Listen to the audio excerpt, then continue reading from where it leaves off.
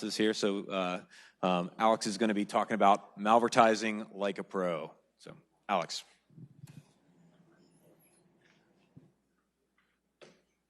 Sorry.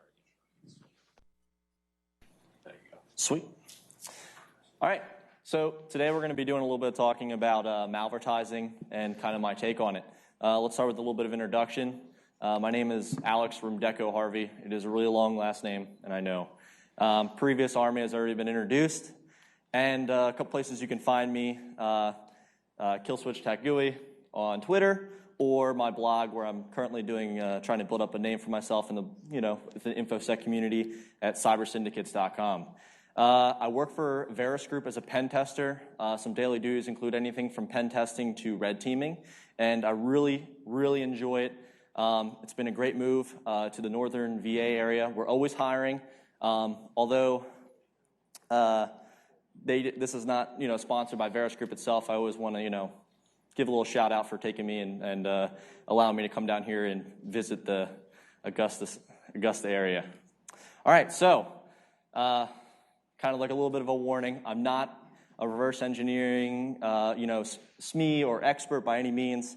I'm not doing this every day. And this is really my take on what it would take to build out basically an ad campaign, make it effective, and how to execute it. Pure speculation of what I found open source wise, and we'll basically be covering some of the basics of ad-based malware, some OSINT to go with it, and my campaign methods and some of my epic failures. So a little bit of overview. We're going to cover what is malvertising. What is a malvertising versus, let's say, a strategic or targeted malvertising campaign, and what makes this so important? What don't I already know? There's a lot of knowledge in this room. Potential methods, maybe for social engineering, you could learn something from this. Maybe target a specific unknown group or, individuals within a demographic region. And also, what makes this so effective? What tools do I need? And what tools are maybe the enemy using currently or attackers in the wild. So let's take a little bit look at the current malware trends taking place. Phishing is still very effective. Use it all the time. It gets amazing click rates.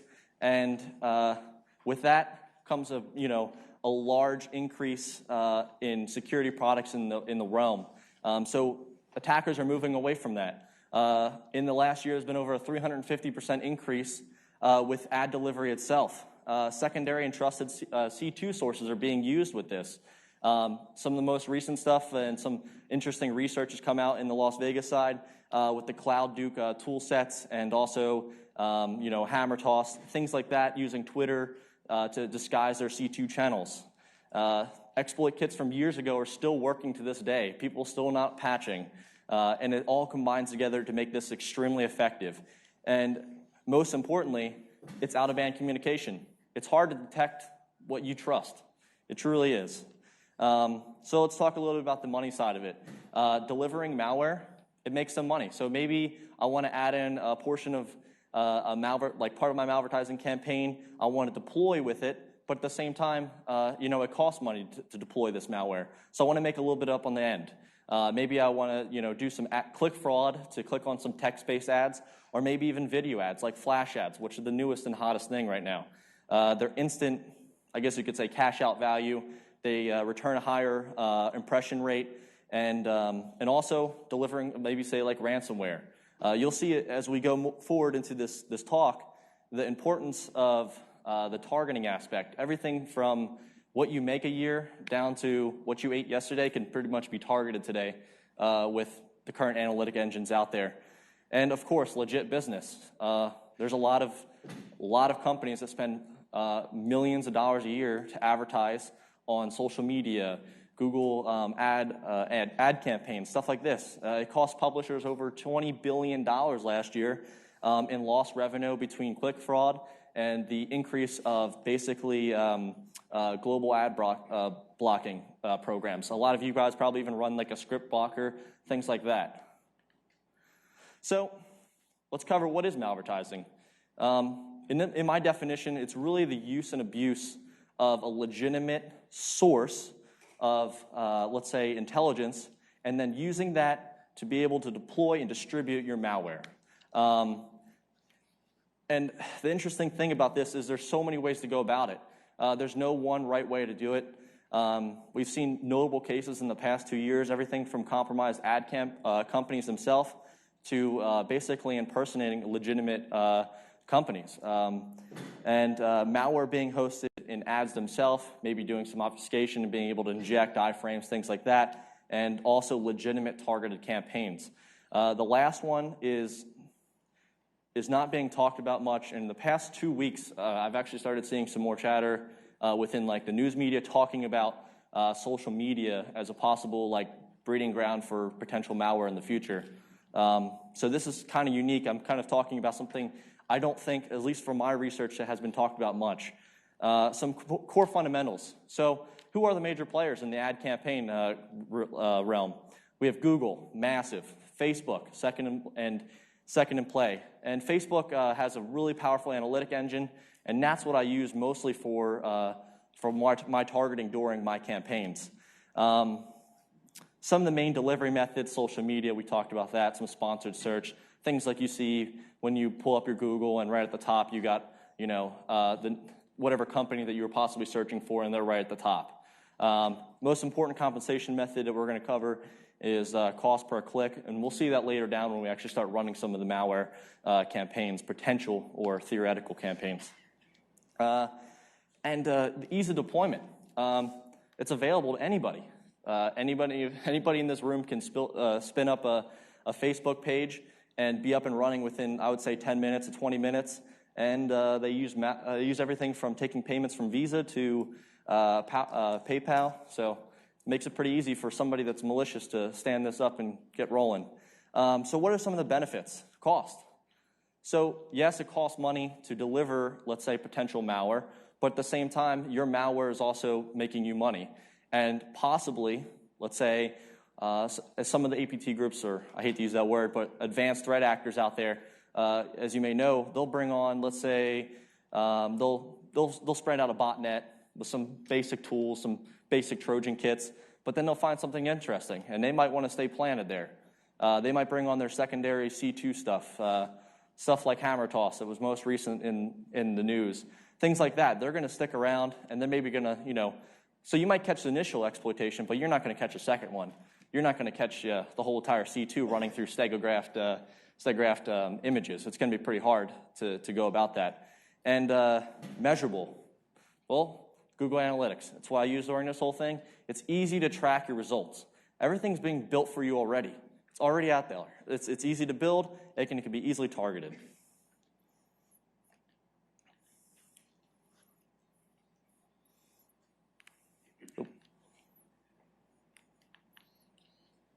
I think this has died. Sorry. Okay, I don't know what happened there. Sorry about that. So let's talk a little bit about the analytics itself.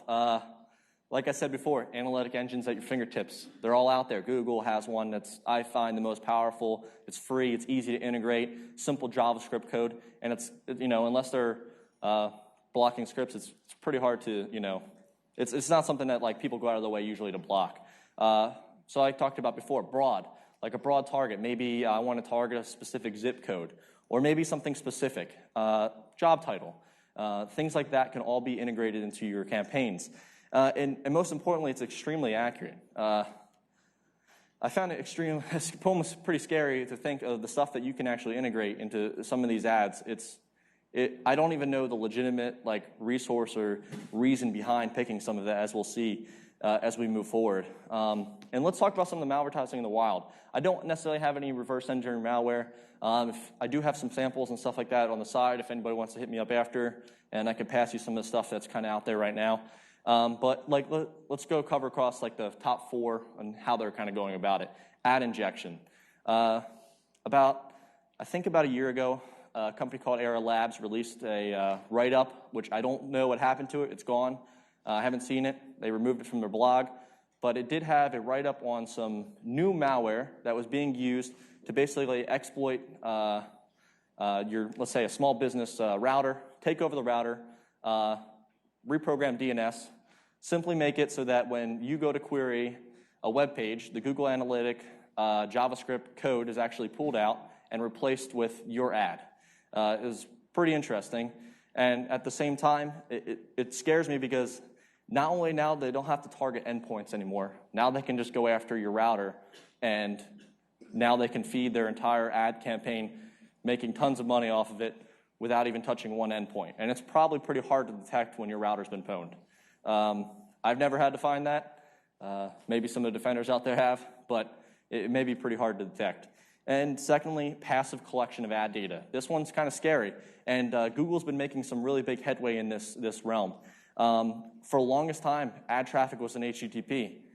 So while you were browsing your website at HTTPS, secure, fine, good and dandy, but your site was leaking HTTP traffic the entire time for ad traffic. And some ISPs got a good idea that, hey, maybe I can capture this, take this data, and then sell it to other companies. This was discovered about a year ago in a talk in Canada, and it was basically a man in the middle kind of reproducing the same thing. Instead of injecting ads, they were actually just collecting the data and moving forward. Now, the interesting thing about that talk was that they said it was possibly being sold or maybe other collection methods. You take that for what it is. So what about exploit within the ad traffic? We talked about maybe injecting iframes, things like that. This is probably your more common one, maybe using obfuscated flash exploits, being able to pass the review process and then being able to deploy it through legitimate means. Maybe, you go to submit an ad to Google and it's a flash video, but in reality it's redirecting, injecting, let's say, an iframe, something of the sort, and pushing you off to a secondary exploit site. And then another notable case, maybe some news sources that have been, exploited. They were basically going after the ad companies themselves, taking over the ad companies, and then placing their basically malicious ads legitimately on other main websites, sites that you may trust. I think there was cases of CNN, some other major news companies, and that's really the redirect and then basically drop an exploit kit as well. I think that one was particularly using like Angular, stuff of that sort, and it was basically for click fraud activity. So what about the exploit kits themselves?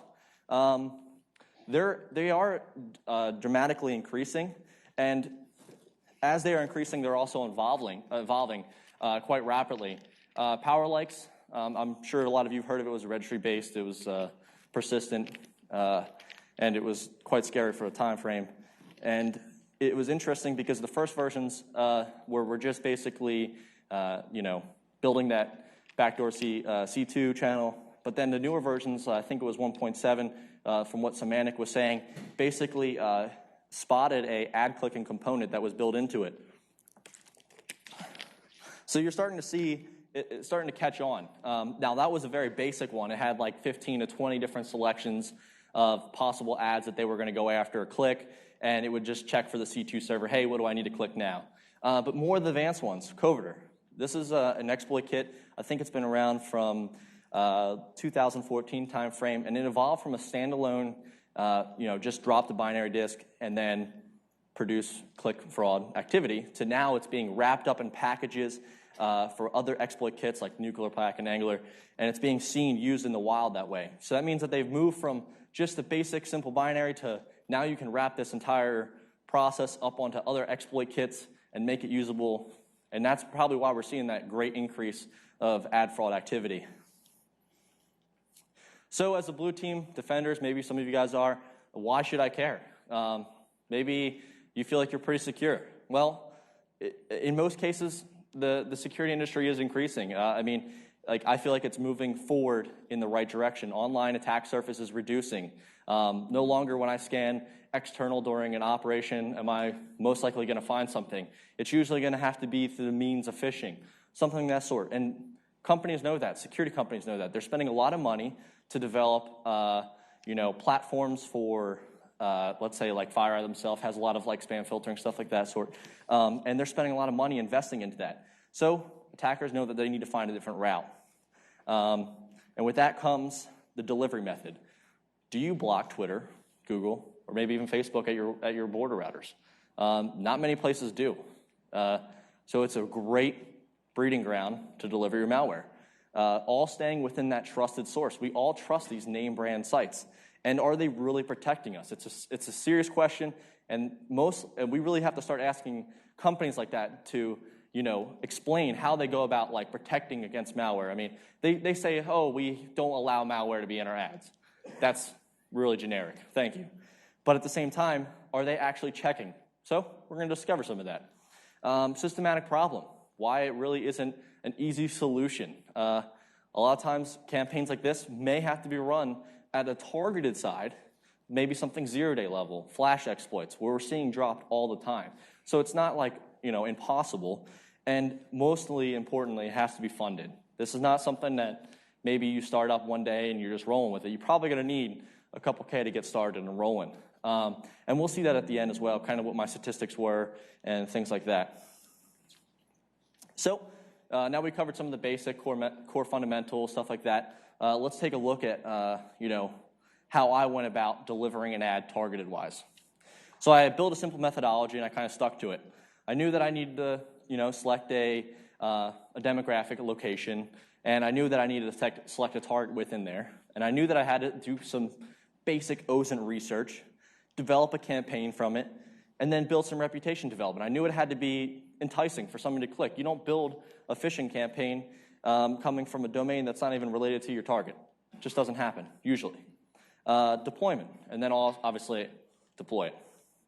So, like I said before, Facebook was my key method of use, and I wanted to pick a couple different platforms, but I realized I didn't have the time to explore all of them. I only had a limited amount of time after work. I have a family. A lot of you probably do too. This is not my everyday job. So I knew that I needed something fast, that would work reliable, and that would give me results. And it seemed like the best one for me was Facebook. It seemed cheap, it was easy to set up, and it seemed like the reputation was easy to build for me. So some basic settings in there, the location. You can basically say, like, I want to target, I don't know, Fort Gordon area or something of that sort, or maybe the Augusta area. I can easily put that in. Age, may be an important factor to you, may not be. Gender, those things didn't really matter to me, but most importantly, the demographics. The selections under there is what makes this possible. So let's say we have a target selected, and we need to kind of understand what we're going after, how do we calculate it, how do we know how many people we're going to be hitting, and at the same time, it can give you a metric to basically, is it worth going after this demographic or is it not? And the interesting thing here is that, there's other nefarious means that you could use this kind of stuff for. Let's say you need to judge an organization size in a certain area. Now, these are not often methods of what we do in the pen testing realm or open source realm, but at the same time, it does happen. Other countries are out there are trying to target other organizations, from big corporations to government organizations. And I feel like even though Facebook's made some major changes since 2011, there was some collegial research that came out that, basically showing how easy it was to pinpoint down to the persona layer. And they did make some improvements, but it's still just not enough. So let's take a look at that. So I want to target, let's say some people in the Fort Gordon area within 25 miles. I want to see how many potential people I could talk to within the military, Army, Navy, Marine Corps within this area. They give me 14,000 potential reach. That seems pretty accurate to me. I lived in this area before, so I went and started doing some open source research, and I found, hey, right on the Fort Gordon website, there's 13,000 active duty Army, Navy, Air Force Guard, and service members. Seemed a little too easy to me to be able to find that information that simple. Now this has some, background. Not like it's not as easy as this is pretty accurate. There's a lot of military people on social networks, but I've also went after like companies like Walmart on the side and their headquarters, and I think it was like Kansas or something of the sort, and it was not very accurate. It was 50%. So it's hit or miss. All of this is 90. I'd probably say anywhere between 90 and 50% accuracy for selecting a sample. So let's talk a little bit about that OSINT. A lot of you do know what OSINT is. I'm not trying to, reteach something that's simple, but at the same time, The three important things we really want to mark on here are the levels: the physical, logical, and the individual persona layer. And the most important thing here is that we're linking physical to the logical layer. We're linking computers to people, possibly, and also the physical locations. Now we're able to deliver a malware that has been sought after for a long time by advanced attack groups and threat actors to deliver their malware to certain locations. If you ever look at a malware brief or any type of threat brief on a specific actor, they're going to tell you what likelihood of origin they were, right? And they're going to tell you a little bit about what they were going after. They'll usually give you like 50% in Russia, 49% in Europe, and this areas, and then maybe 20% Africa, things like that. And then you might not even see anything in America. And that's kind of an important point when you look at a malware brief like that. You're kind of like, okay, so where or who is this originating source? Is this something maybe stateside, or is this some source that's only wants to mess with Russian-based, equipment or something like that? Maybe they're only targeting Russian-based areas. So that's an important question that you always have to keep in mind. And now we have, let's say, a target selection. We have a couple possible, people we want to go after or organizations we want to go after. What things do we have to think about? We have to think about, what are their work hours? Do we want to deliver at a time when they're at work, or do we want to deliver when they're at home? Maybe surfing at their home computer, accessing potentially, let's say, corporate resources that maybe VPN may not be, but I maybe want to target that because it's most likely they're going to be out of date, or they're not going to have the right patches for what I have. And at the same time, maybe I only want to target that specific corporation's network. So there's important things you got to keep in play. And then, what system? Am I going after a Linux-based? Am I going after a Windows-based? And can Facebook really tell me that information?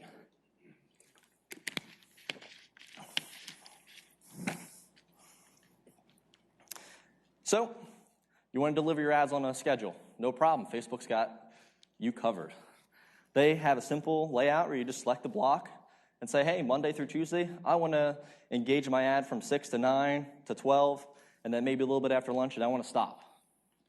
Or, let's say I have an operating system I want to target. Facebook's got you covered again. They say, hey, we have, let's say, primary Mac. I want to primarily target Mac, and I want to go after Safari. They got that. And scary enough, with a lot of the mobile exploits that are currently being released, you can go after certain brands, iOS devices, Android, or maybe even the specific phone type that you want to touch. So there is some serious power here. A lot of times we have data and we don't know how to use it or maybe correlate it. And in many cases, we're starting to see threat actors use this type of data to basically push forward with their campaign to find and like user hunter functions, stuff like that. Harmjoy, Will Schrader, if you know him, he built this tool this tool set called PowerView, PowerUp, things like this. They give you post-exploitation, basically situational awareness to be able to leverage and move throughout the network to pivot possibly. Using tools like that, they're critical in our tool set. A lot of times, everybody's all hyped up about the initial exploit, but it's usually the stuff that's after is what you need to really worry about. Things like Wiggle. It's an interesting concept. Open source. Anybody can query a Mac SSID, and they're up and rolling. They can orient an attacker.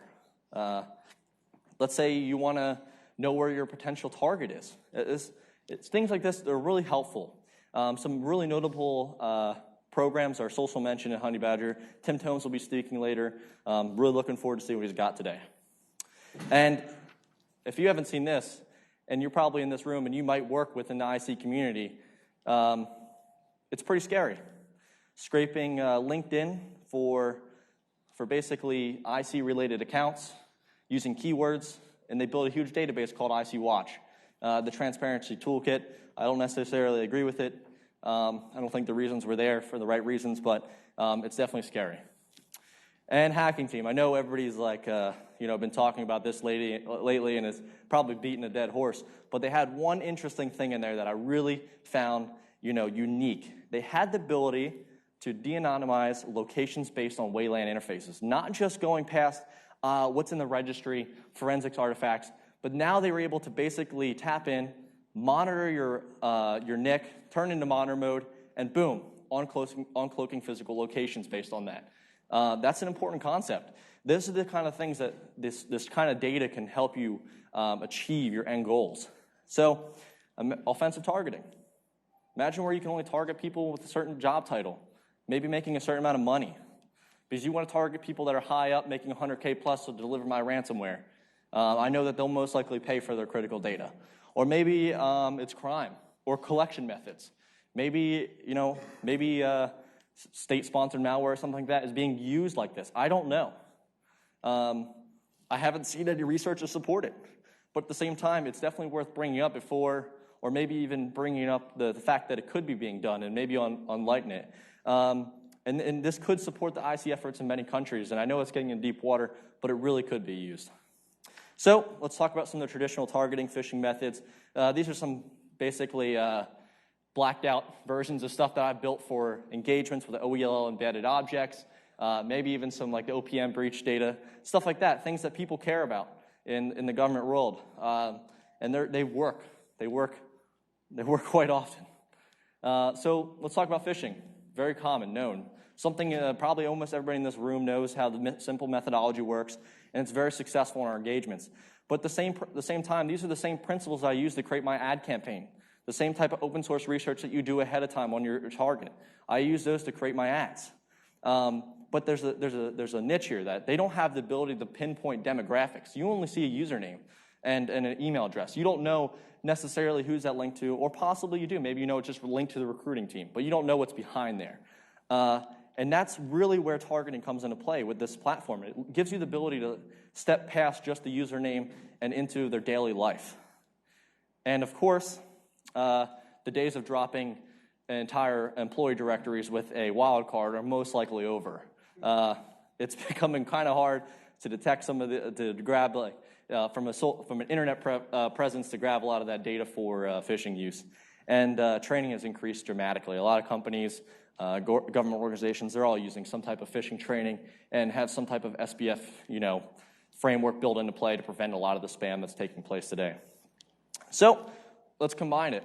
I know that I want to build some type of social engineering campaign, but at the same time, I need to have something that's trending. Facebook's got you. Don't worry. Or Twitter. Or even Google. They have this great chart of the most trending topics. So, hey, Ashley Madison. That was kind of hot when I was doing this. That's kind of interesting. And at the same time, I could be using these or pick a couple and just roll right with it.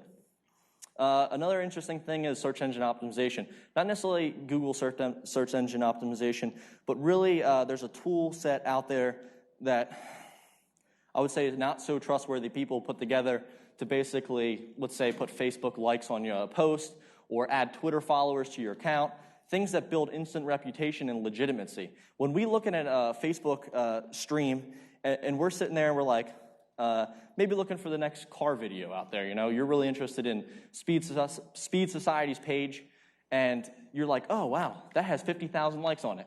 I'm probably more likely to click on that than the one that has 0 likes and no comments on it, and it's not trending. That'd be kind of hard to entice your users to go after. So using tools like this, you can basically build your reputation and also build your legitimacy. I did try this with Facebook. Unfortunately, a lot of the sites that were used to do this were actually cracked down within the past month or two. Facebook has been making a pretty big stride to stop this click-jacking, basically, method. I guess they have some big analytics engine that they're trying to stop a lot of this stuff. So I was able to do it with Twitter, and we'll talk about it a little bit later, and that'll be interesting. So what does this really mean? Now, as we talked about before, we can physically target to the logical layer, and now we can correlate location, jobs, and workplace salary, all that kind of stuff. So let's move into my 1-week campaign. My setup. I knew that I needed something simple, reliable, so I moved over and found something unique, like the domain name that was in this area, and we'll cover that in the next. I set up a VPS, simple Ocean VPS, and then I used Apache's vhost in case I needed more domain names. I didn't know how many ad campaigns I was going to run at the time. So I set all this up, and I knew that I needed static content. I know I needed the site to look somewhat legitimate so that when Facebook reviewed my stuff, they weren't just seeing a blank page with an index.html with some JavaScript in it. That doesn't look too legitimate. I knew I needed Google Analytics as a backbone, and I had $20 a campaign. I was going to run 2 campaigns. So $40. How far will $40 get me? And some good ideas. So I set up my Google Analytics account. I bought the domain augustacyber.com, and I was up and running. I knew I needed to build a relevant page. So I went to some logo site, built some cute logo, slapped it on there, and found the next cool cyber photo or whatever they had out there on Google and whipped it in there. Next thing you know, I was targeting cyber personnel in the Augusta region. I knew that I wanted to select a broad target. I wanted to see how effective it was from a geographical location. So, hey, I knew Ashley Madison was hot. I was definitely going to use that. And I knew that there were, I've analyzed some of the dumps before, and I knew that there was some interesting information in there regarding some of the CSVs and Excel documents regarding credit card payment information and the locations of those credit card holders. And I knew that that probably has been visualized somewhere out there. So I knew that I needed to have a tagline. It needed to be deceiving, but not 100% the truth, because the truth's not fun. And enticing. I needed something that was enticing on the image side. So I put together a clone website, found this data viz site that basically built out the entire Ashley Madison users by per capita and supplied it by zip code, and I cloned that website. I was up and running. And I knew that I needed to build out a simple config. So I needed to alter some of the static code. I didn't want their Google JavaScript going back to them from my website. That would probably not look so good. And so I removed all that, but I left in the mirror tags from HTTP Track. They do supply mirror tags. And I said, hey, if Facebook can't detect that I mirrored this site and leave the tags in statically, then that's probably a problem.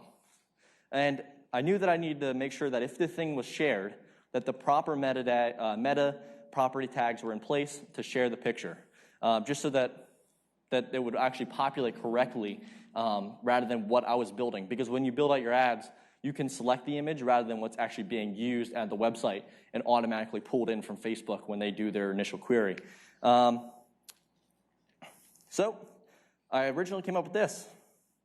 And it was this, somebody tweeted this out, and this is legitimate data. And this was done. It was de-anonymized somewhat. And I knew that, hey, people like videos. Like, I click on videos all the time. So I was like, I'm definitely going to use a video. Didn't work. They actually cared about this. They actually said, no, you got to actually have a video in your HTML source to actually like go ahead and put a video marker on your image. So that didn't work too good. But I came up with a different image. I kind of photoshopped out, put a zip code in there, bluffed the per capita usage, and next thing you know, I was kind of up and running with basically a nifty tagline saying something about verified credit card users near your area. And it seemed to work pretty good. So I knew that I wanted to set up an ad, like I talked about before, 25-mile radius within the Augusta region. I didn't really care about the age group too much. I knew that I could reach 270,000 people. I wanted to optimize it, but this time I wanted to kind of leave it open. But I definitely didn't want to go into audience network, which is anything from an app to potential other sites. I wanted to kind of keep this from Facebook, that way I can keep a lot of the results in play. And the schedule I kind of left open as well. Second ad setup. I want to do something a little more specific. I knew that, hey, last year there was this Chamber of Commerce meeting, and there was this speech about here, and there's been a lot of buzz about that. And I knew that cyber is coming to this area, so I knew my certain location of target would be Fort Gordon area. And I didn't select, I'm not going to tell you the exact target I used. You can infer that yourself, figure it out yourself, however you may do. I don't plan on releasing any of the data that I collected, but at the same time, I knew that I needed a tagline. I don't know, home values. Everybody in this area talks about their home values. And if you entice them to talk about their home values, I guarantee they'll probably click on it. That's what I was thinking in my head. So I knew that I needed to move forward with something that was kind of deceiving, and as well as it target a specific, let's say, work hours to kind of get the correlation to see if I could actually target those type of people. So I came up with an ad, simple layout for Gordon-C and uptick and 2% value, and I knew that was going to probably do it. So built the website, built a simple website, WordPress, nothing specific. I put some videos in there. We don't even need to show that. But the most important thing here is that I removed that WordPress site within 10 minutes of producing it. I knew that Facebook would review the site because from my logs, I saw them coming in, but I didn't know how long it would take them to figure out that I removed my original ad. Can they detect change content? Well, they can't. For 5 days or 7 days, or I think it was 7 days exactly how long this ad ran, they didn't detect anything was suspicious. Nobody reported it, and I even got some likes on it. Ad demographics. So ad demographics. I knew that I wanted to target a specific group. I'm not going to tell you that group that I targeted was within a 25-mile radius of this area, and I was up and rolling. And specifically in this point, I want to make a note here that I use the desktop news feed. I didn't use the right column. I was kind of thinking as a user, I don't click on stuff on the right column ever. That's usually just ads. I'm looking in the middle column. I'm looking for the data that's most likely shared by my friends, family, stuff of that sort. So I made sure it was only the mobile and also the desktop news feed. I set up for a simple schedule from 9, 12, lunch, and then a little bit after work. I didn't want it running at night. Probably not the users I wanted to target. They have work. So ad one had some decent analytics, 164 hits over that time frame. I started drilling down. I said, is my original goal effective? I wanted to target by geographical location. It was. I had 88 hits out of the total 161. Now, the data here that you see may be a little skewed because, remember, 25 miles, we're close to South Carolina, and an important factor is I did not deselect traveling targets. So I made a mistake there. Basically, anybody that lived in the Augusta region would be targeted, but at the same time, anybody traveling would also be targeted. So if you want to do your own campaign, maybe make it a little bit more accurate, that might be the way to go about it. All over from Atlanta all the way to Martinez. So they also have a kind of an interesting tab with service providers, kind of the browser to kind of see what I'm hitting. And then tracking user agents is actually pretty simple with Google Analytics. And you can even look in your logs. I mean, those things are super specific for your user agent. You can tell everything from platform to what CPU they're even using in some cases. Second ad, way more successful. What was different? This one was a website promotion versus a post promotion. The first one was advertising my post. For some reason, Google seemed to have a better, or maybe my SE target was more well-defined and my audience was more receptive to it. I don't know, but I had 273 sessions with this one at the same price. 175 of those were in Georgia, and then a ton of those were within basically the Augusta region area. Something interesting here we didn't notice before was the not set. What is this not set service provider? Because a lot of times, AT&T, all these all come up as service providers.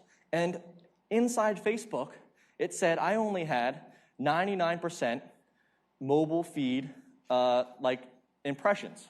But on here, it's telling me I have Chrome, Safari, all this other stuff. What is this? Why is it coming up as Chrome? I didn't understand what my statistics were.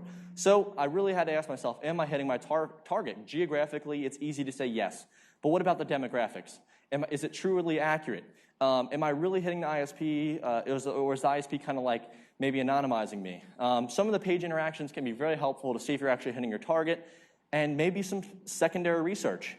Of that 95 sessions that were not set, I went through and did some post-analysis on it and found out that they did resolve to some interesting domains. And this could be possibly to proper filtering or anonymization on Google side. I don't actually know the answer to that. But at the same time, it's important to verify your results and maybe use a tool like Just Metadata written by Chris Trunzer, which is a pretty good one, to do some of the basic IP analysis. And then I want to know, hey, am I really hitting my target using like maybe the likes and comments, stuff like that. All of the stuff that I found, the 8 likes that are actually involved, I did see that 8 of them were affiliated with my target audience, And I knew that I had to put this in context. What's the impact here? So I can target, fine, great. But what can one guy with limited funds do? He can run 2 ad campaigns. He can get 6 hours. In 6 hours, he can get 2 ad campaigns up, and he can easily engage over like 300, 400 people.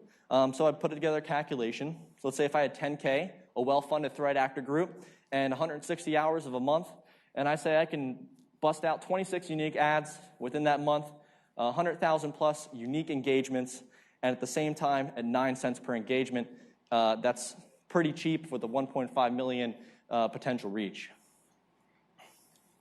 So major findings, just on the Facebook side possibly, the review process is obviously a joke. Couldn't detect a clearly cloned website. The cloned website still had the favicon logos, static source of the original website. Did change around some. And they also did scan, did they even scan for malware? I don't know. Nothing that I saw from my end indicated that they did. It could have been all passive, obviously, so there's no real answer for that, and I was not willing to test something of that sort. Continuing monitoring, I did remove that one page within 10 minutes. At that time, I couldn't differentiate if Facebook went back and checked, but as far as I could understand, they didn't. So that means within 10 minutes, I could simply pull down my page and host a full autopwn exploit server from Metasploit, and nobody would know. And there's no way for you to even report this in Facebook. If you click on that ad, you can't right-click on it and even report it. There's nothing there. So are they really protecting us? The answer is kind of. Google, they moved to encrypted ads as of June to prevent some of that, middle-in-the-man attack kind of stuff. Facebook did recently start a negotiation with Risk IQ, and they did start monitoring pages to protect users from malicious ads. That's an important fact. Maybe their capability's not there, but it will be in the future. And there's some really interesting collegial research on the net about detecting cloned websites, and so it's there. It's at their fingertips. They can easily integrate this kind of stuff.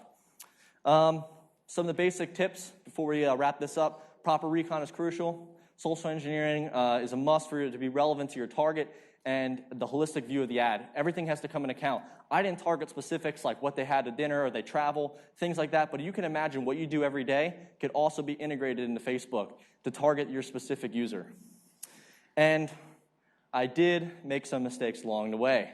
I did call out one of my buddies, Jared Axons. He is one of the guys on the ATD team. And he found out that I did buy Twitter followers, and he pushed it out to the entire distro list that I bought Twitter followers. So I suggest you don't do that. And yeah, you don't want to get caught buying Twitter bots in the SEC industry, all right? Some lesson learned. Twitter is a news source and not so much of a social source. As I did start collecting some statistics on it, it didn't seem to run well. I didn't have good results, and it might just because the reason or the way people use Twitter is more for defined usage. Like, I'm only going after looking for InfoSec stuff, and I only follow certain people. I tried to build that reputation, but it just didn't work. And most importantly, it was scary easy for me to set this up and run with it. A big shout out to a couple of my buddies, Roberts and Matt. I don't know if they're in here right now, but they helped me along the way. They've been really instrumental team members. And I really want to give them a big shout out. And that's all I have. Any questions? Go ahead. I've got a two-part question there. Because, what did you see as besides the immediate catch? There's absolutely no catch time in any of this. And then the second part of it is did you reach out to Facebook and say, hey, look, I was able to exploit this. Y'all going to put a fix in for it? So I plan on reaching out to Facebook after this. Oh, okay, sorry. So the first question was there a catch time, correct? What immediate for like delivering the ad, you're saying? No, there's roughly about a 1 hour review process, give or take, depending on the time of the day. At night, they blow through within 10 minutes. In the middle of the day, you're looking at about an hour. And then for the second question, for sorry, say again? The reach out to Facebook. I have not reached out to Facebook, but I have seen that they worked with other institutes before, university-wise, and it seemed like they'd probably be receptive, and I probably will reach out to them after this. But anything else? All right. All right. Well, we've got some questions for you then for some prizes. So first question, and if you could, can you come up with a trivia question while I'll hand out the first two while you come up with another one. All right. So I'll let you give out the rubber ducky. I'll give out the 2 books. First one for a red team manual. And I'm going to look back into this corner for some answers here. How much money did Alex spend on his advertising campaigns? Right here. $40. That's correct. That's correct. All right. And second question up in this area. So after Google and Facebook, who was the 3rd most used ad provider back there? Microsoft. That's right. There you go. All right, Alex, you got a 3rd question for the rubber ducky up in the front? Yep. What APT group and number specific uses Cloud Duke toolset? Busby. There you go. 29.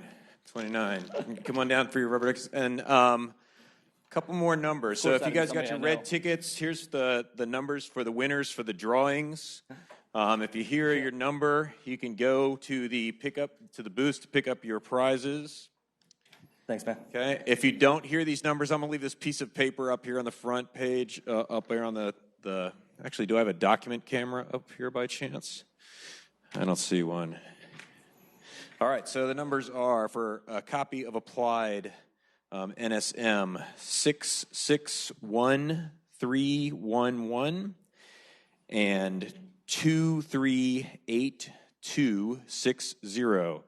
Those 2 tickets, if you have either of those tickets, you've won. 661311 or 238260. For a license for NetWars Continuous, a $2,500 value, the ticket winning that is 239631. 239631. Winners of a rutabaga, not the vegetable, but the electronic Wi-Fi attack tool. 662120, 239554, 239878, 767123. Those numbers again, 662120, 239554, 239878, and 767123. And then winners of 4 random prizes, 662471, 662693, 662989, 238311. Okay? If you didn't hear your number called, if somebody doesn't claim these prizes, we're going to have another drawing at 3 o'clock. If you were like, can you read those numbers again? No, but I can put this piece of paper up here, and you can come check these afterwards. Okay? Lunch. Chick-fil-A is out here. There's lots of places to sit. Go grab yourself a Chick-fil-A sandwich, something to drink. Just find some place to sit, and we'll start back up in another hour.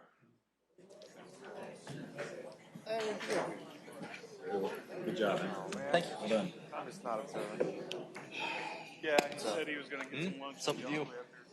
Much. A lot going on. Thank you so much. Hey. Hey, Ben. Really Treating good. you well up there? Yeah. It's good. Not bad. How you been? Handling it. Handling it? Yeah. That's good to hear. Doing SSC. Did you like it? Huh? Was it good? Your presentation? Yeah, it was pretty good. You did all right, man. Sweet. You seem like Thanks. confident. You've been doing this a while? No, it's the first time. Busy, but yeah. See you. Great I see. presentation. Thank you. Yes. Appreciate So what it. area are you in now? Leesburg area. Where is that? Do you know where northern VA Virginia area is? Yes. That's kind of where I'm at right now. What's It's the cost of beautiful. living like that? It's not cheap. Townhouse is going to run you $300, $400,000. But I'm not there yet. Keep going. thanks. Macintosh. Yep, next way to go. So the numbers I read are just the ones that haven't already been claimed. So the drones and the other things, people were at the drawings when they won those. So if you didn't hear a prize called out, it's already been claimed. Hey, what's up, man? Good talking. So much I don't even know the face on it.